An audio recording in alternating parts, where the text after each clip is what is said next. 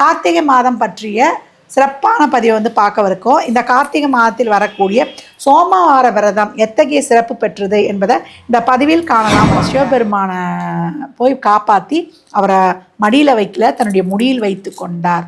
அப்போ வந்து இப்போ இந்த நேரம் மட்டும் இல்லை, நிறைய இக்கட்டான சூழல் வரும்போதெல்லாம் அவர் நிறைய இடத்துல அவரை காப்பாற்றி வர இந்த விரதத்தை, சோமவார விரதத்தை வந்து சிவனே இருக்க சொல்லி நம்முடைய மூவேந்தர்கள் சொல்லக்கூடிய சேர சோழ பாண்டிய மன்னர்களும் வந்து நல்ல சிறப்பான பலனை வந்து இந்த அமாவாசையும் பௌர்ணமியும் ரொம்ப சிறப்பு. ஏன்னா அந்த கார்த்திகை மாதத்தில் சூரியனும் சந்திரனும் இணைந்து இருக்கும். சந்திரன் நீசமாகி சூரியன் நல்லா வந்து பவராகவே இருப்பார். இந்த காலகட்டம் வந்து நம்ம வழிபடக்கூடிய வழிபாடுகள் ரொம்ப சிறப்பாக. இந்த சோமவார விரதம் சொல்கிறீங்க, இது எப்படி தான் இருக்கிறது அப்படின்னு கேட்கும்பொழுது, சிவபெருமானை வழிபடக்கூடிய 8 வகையான விரதங்கள் இருக்குது. அதில் இந்த சோமவாரம் பிரசித்தி பெற்றது நம்ம பார்த்துறோம்.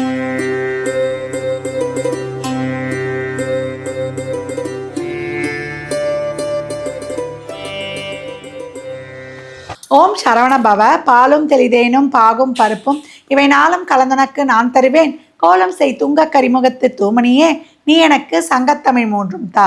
ஜோதிட யுகம் யூடியூப் சேனல் அன்பர்கள் அனைவருக்கும் ஆதித்யஸ்வரலட்சுமி ஆத்ம வணக்கங்கள். இந்த பதிவு மிகச் சிறப்பான பதிவு. கார்த்திகை மாதம் பற்றிய சிறப்பான பதிவை வந்து பார்க்கவிருக்கோம். இந்த கார்த்திகை மாதத்தில் வரக்கூடிய சோமவார விரதம் எத்தகைய சிறப்பு பெற்றது என்பதை இந்த பதிவில் காணலாம் வாங்க. கார்த்திகை மாதம் என்றாலே விளக்கிடும் மாதம் என்பது அனைவருக்கும் தெரியும். கார்த்திகை மாதம் ஆரம்பித்த உடனே நம்ம என்ன பண்ணுவோம், வாசலில் 2 தீபங்களை ஏற்றுவோம். இந்த பதிவு பார்க்கும்போது பார்த்திங்கன்னா ஒரு வாரம் வந்து நம்ம கார்த்திகை மாதமே வந்து திங்கட்கிழமை போயிருக்கோம். இந்த மாதம் 5 வாரங்கள் வருது. இந்த 5 வாரங்களில் சிவபெருமானை வழிபடுவதற்கு மிகச்சிறப்பான பலன்கள் பெறும். ஏன்னா அந்த சோமன் என்றாலே சந்திரனை குறிக்கும். சோமன் என்றாலே சந்திரனை குறிக்கும். சந்திரனுடைய இன்னொரு பேர் தான் சோமன். இந்த சோமனுக்கு வந்து நிறைய இடைஞ்சல்கள் இன்னல்கள் எல்லாம் வரும்பொழுது நம்ம சிவபெருமான் வந்து அவர் நிறைய காப்பாற்றி வரங்களை கொடுத்துருக்கிறாரு.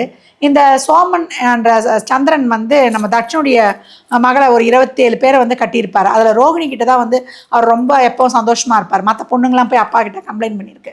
மற்ற பெண்கள்லாம் போய் தட்சன் கிட்ட வந்து கம்ப்ளைண்ட் பண்ணோம், அப்பா எங்ககிட்ட வந்து சந்திரன் சந்தோஷமாகவே இருக்க மாட்டுறாரு அப்படின்னும் போது தட்சன் வந்து எவ்வளோ சொல்லி பார்த்துட்டாரு. சோமன் வந்து கேட்குற மாதிரியே இல்லையா சந்திரன். அவர் ரோகிணிக்கிட்டே இருக்கும்போது இவர் சபிச்சிடுறாரு. சபித்த உடனே அவர் தேஞ்சு கீழே விழும்போது நம்ம சிவபெருமானை போய் காப்பாற்றி அவரை மடியில் வைக்கல, தன்னுடைய முடியில் வைத்து கொண்டார்.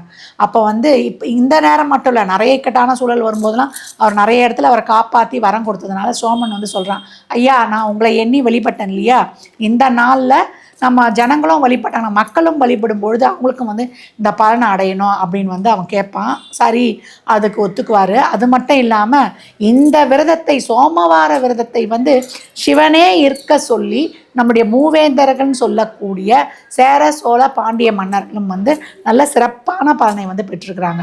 அந்த காலத்துலலாம் நாட்டில் வந்து நிறைய பிரச்சனைகள், தண்ணீர் பஞ்சம் அதெல்லாம் வரும்பொழுது நம்மளுக்கு மழையெல்லாம் இப்போ வெயிலனா அப்போல்லாம் விவசாயம்லாம் ஆகாது இல்லையா, மும்மாறி பொழிய வேண்டும் மழையானது அப்படின்னு அந்த மன்னர்கள்லாம் வந்து திருவிளையாடற் புராணம் 63 திருவிளையாடற் புராணம் இல்லையா, அதில் வந்து இந்த தகவல்லாம் இருக்குது. அதில் வந்து நம்ம சிவபெருமான் சொல்லி இந்த மூவேந்தர்கள் வந்து இருந்து சிறப்பான பலனை வந்து பெற்றிருக்கிறாங்களாம். இந்த கார்த்திகை மாதத்தில் வரக்கூடிய பரணி நட்சத்திரம், கார்த்திகை மாதம்னாலே நமக்கு வந்து திருக்கார்த்திகை தீபம் தான் வரும். அது மட்டும் இல்லாமல் நம்மளுக்கு அமாவாசையும் பௌர்ணமியும் ரொம்ப சிறப்பு. ஏன்னா அந்த கார்த்திகை மாதத்தில் சூரியனும் சந்திரனும் இணைந்து இருக்கும். சந்திரன் நீசமாகி சூரியன் நல்லா வந்து பவராகவே இருப்பார். இந்த காலகட்டம் வந்து நம்ம வழிபடக்கூடிய வழிபாடுகள் ரொம்ப சிறப்பு அப்படின்னு வந்து சொல்லியாச்சு. இந்த கார்த்திகை மாதமே காரிருள் சூழ்ந்து அப்படி இருக்கக்கூடிய ஒரு இருள் மாதம் அப்படின்னு வந்து சொல்லுவாங்க. ஒரு பனியும் இருக்காது, மழையும் இருக்காது, ஒரு மழைக்கான காலம், கார்மேகங்கள் சூழ்ந்த காலம் அப்படின்னு வந்து சொல்லலாம். இது தேவர்களுக்கான ஒரு நடுநீசி பொழுதுன்னு சொல்லலாம். அவங்களுக்கு 2லேருந்து 4 மணி அவங்களுக்கு விடியற்காலை. அதனால தான் அந்த காலகட்டம் நம்ம தீபம் ஏற்றணும் அப்படின்னு சொல்லிட்டு. இது வரைக்கும் நாங்கள் தீபம் ஏற்றலைன்னா கூட இனிமேலாவது வாசலில், நிலைவாசலுக்கு வெளியே 2 தீபங்களை கண்டிப்பாக ஏற்றுங்க. அது வந்து அனைத்து தேவர்களையும், இந்த தீபம் ஏற்றுவது 30 முக்கோடி தேவர்களையும் வணங்கிய பலனை கிடைக்கும். சரி, இந்த சோமவார விரதம் கேட்டது கிடைக்கும், நினைத்தது நடக்கும். நம்ம எதிர்பார்த்தது எதிர்பார்க்காதது நிறைய வழிபட்டு எங்களுக்கு எதுவும் கிடைக்கலன்னவங்களுக்கு கூட இந்த மாதத்தில் கார்த்திகையில் சிவனை வழிபடும் பொழுது நமக்கு அனைத்து விதமான நற்பலன்களையும் எப்பேற்பட்ட கர்மாவையும் தோஷங்களையும் போக்கி மிகச்சிறப்பான பலனை தரும் அப்படின்னு வந்து சொல்லலாம். சரிம்மா, இந்த சோமவார விரதம் சொல்கிறீங்க, இது எப்படி தான் இருக்கிறது அப்படின்னு கேட்கும்பொழுது, சிவபெருமானை வழிபடக்கூடிய 8 வகையான விரதங்கள் இருக்குது. அதில் இந்த சோமவாரம் பிரசித்தி பெற்றது நம்ம பார்த்துட்டோம். சிவனே சொன்னதுனால இதுக்கு ரொம்ப விசேஷம்னு சொல்லிட்டு, இந்த கார்த்திகை மாதம் வரக்கூடிய ஒவ்வொரு நாளுமே ஒரு சிறப்புக்குரியது. ஞாயிற்றுக்கிழமையில் சிவனை தம்பதி சமேதராக இருப்பார் இல்லையா, அவரை வணங்கும் பொழுது, இறைவனையும் இறைவியும் வணங்கும் பொழுது குடும்ப ஒற்றுமை, அதுதான் வந்து உமா மகேஸ்வர விரதம்னு சொல்லலாம். இந்த சோமவார விரதம் என்பது சிவனுக்கு மட்டும் இல்லை, முருகனுக்கும் உகந்தது.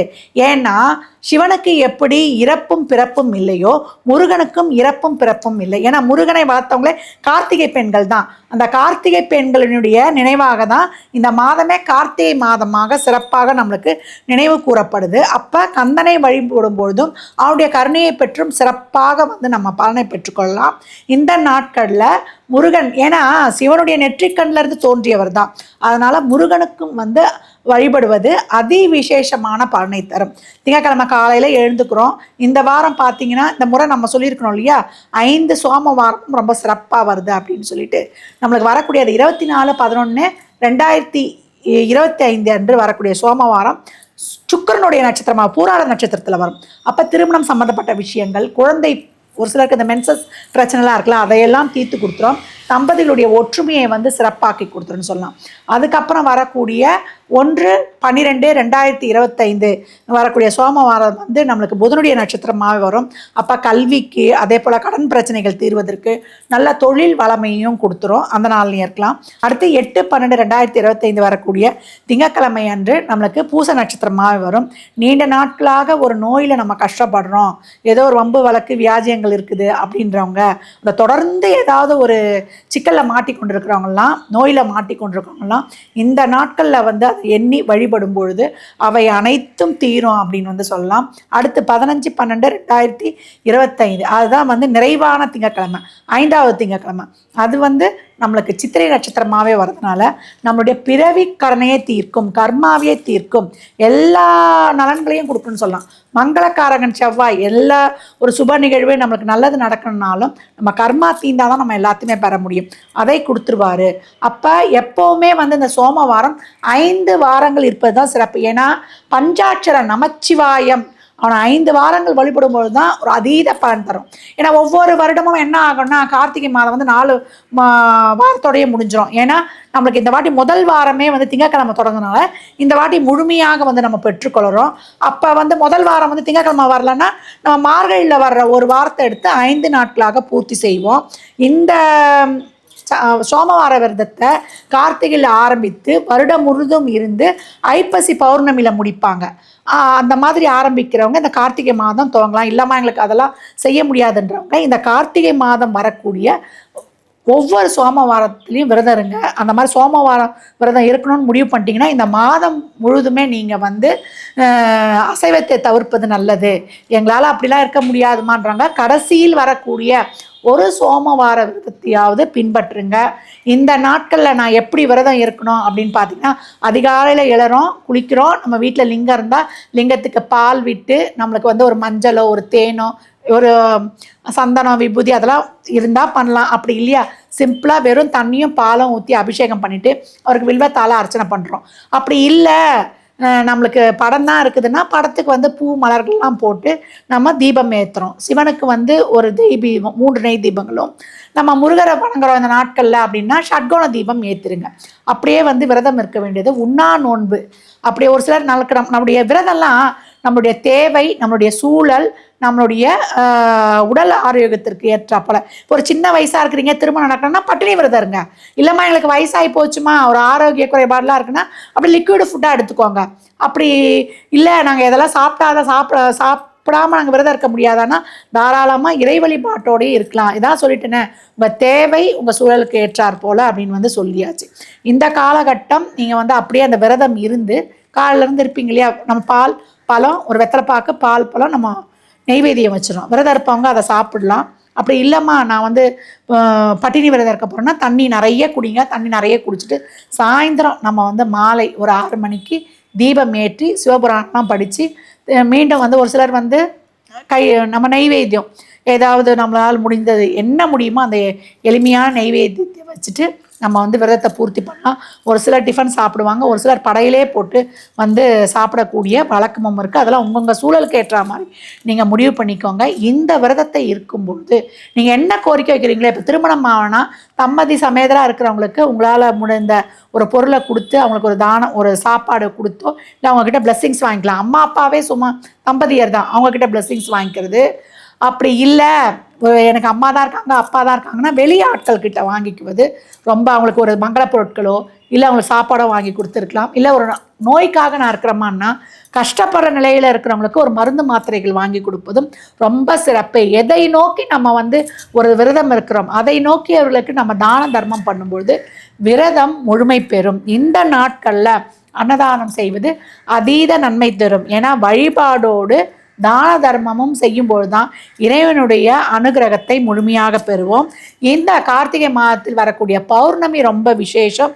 ஏன்னா துளசி தான் வந்து அன்னைக்கு பிறந்த தினம் அப்படின்னா துளசிக்கு வந்து திருமணம் செய்யக்கூடிய நாளும் அப்படின்னு வந்து சொல்லுவாங்க. இந்த கார்த்திகை மாதம் முழுவதும் நம்ம துளசிக்கு வந்து ஒரு தீபம் ஏற்றி பெண்கள் வழிபட்டு கொண்டு வரும்பொழுது நல்ல மனதுக்கு பிடித்த கணவன் நிச்சயமாக கிடைப்பார். உங்களுக்கு நல்ல வந்து ஒரு இல்வாழ்க்கையும் அமையக்கூடிய அருமையான வாய்ப்பு அமையும் அப்படின்னு வந்து சொல்லலாம். இந்த நாட்களில் முருகனை வழிபடும் பொழுதும் உங்களுக்கு இருக்கக்கூடிய அனைத்து விதமான, ஏன்னா அவரே வந்து நவகிரக கோள்களின் நாயகன்னு சொல்லியிருக்கிறோம்.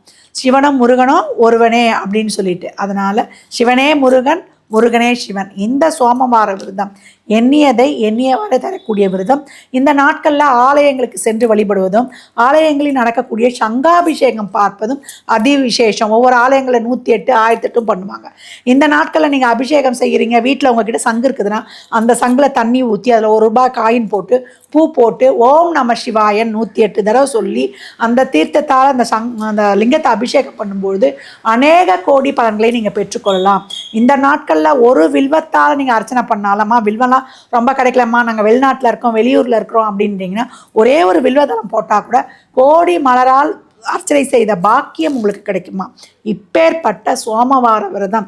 சந்திரன் உங்களுக்கு சிறப்பாக இல்லை, சந்திர திசையே போகுது, சந்திரன் ராகுகேதுவோட உட்காந்துட்டாரு, சந்திரன் 6 8 12 உட்காந்துட்டாரு, எனக்கு ஒரு சித்த பிரம்ம, ஒரு மனம் சம்பந்தப்பட்ட நோய், ரொம்ப டிப்ரெஷனில் இருக்கிறேன், 7 சனி அஷ்டம சனி போகுது, சனி ராகுகேது தசாபுதி போகுது, சந்திரன் புதன்லாம் மிகப்பெரிய மேஜிக் பண்ணுவாங்க. அந்த மாதிரி நவகிரகங்களால் என் மனசு பாதிப்படைஞ்சிருக்குதுனாலும் இந்த சோமவார விரதத்தை வணங்கும் பொழுது அந்த சந்திர மௌலீஸ்வரன் நமக்கு மிகச் சிறப்பான பலனை தருவான். அதனால தான் நான் ஆரம்பத்திலே சொன்னேன், இந்த சோமவார விரதத்தை அனைவரும் எளிமையான வகையில் பின்பற்றும் பொழுது சொக்கநாதனின் பேரருளையும் பெருங்கருணையும் பெற்று வாழ்வில் மிக சிறப்பாக அதீத நலன்களும் நற்பலன்களையும் பெற்றுக்கொள்வோம். மற்றும் ஒரு சிறப்பான பதிவில் சந்திக்கும் வரை தங்களிடமிருந்து விடைபெற்றுக் கொள்வது ஆதித்ய சொர்ணலக்ஷ்மி. இறை அருளால் அனைத்தும் நிறைவாகட்டும்.